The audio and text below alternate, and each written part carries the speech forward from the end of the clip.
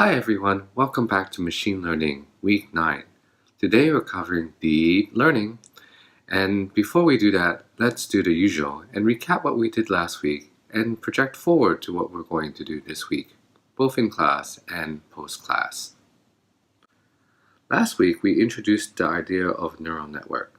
We saw how it was biologically inspired. To take the idea of a topology coming from neural networks in a biological sense, where we take several different pieces of information as inputs, sum them up as a signal just as we have done since week 3. The only difference here is that we layer linear units together as an ensemble where the output of one neuron is fed as an input to subsequent layers. We explained the topology of a neural network, and we saw how we can give an index to each particular weight in the neural network that would form a tensor of particular theta weights that we are trying to approximate. We also talked about the difficulties in training such a neural network, in the sense that it's a very rich representation, and this rich representation lends itself to overfitting, meaning that we'll have problems with generalization in terms of bias variance, but also in terms of optimization. We saw how we can use the calculus chain rule and stochastic gradient descent combined together to train a neural network.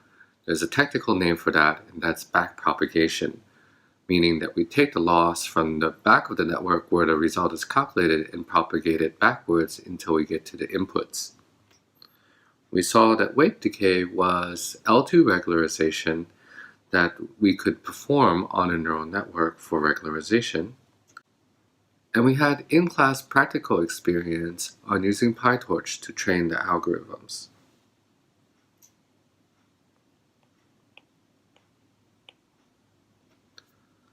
So let's take a look at what we're going to do this week. We're going to understand what deep learning is and why it was enabled by key technological milestones. We're going to look at two different topologies that are very common in current deep learning architectures, the recurrent neural network as well as the convolutional neural network architecture.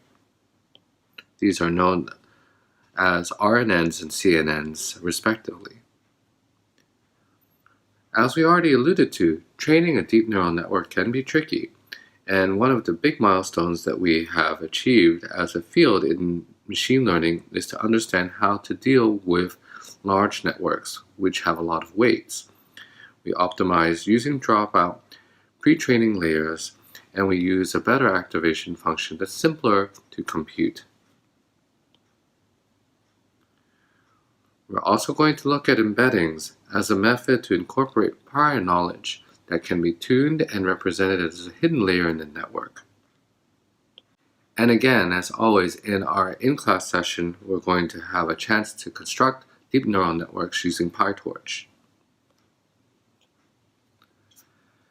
Great, so we'll see you in class.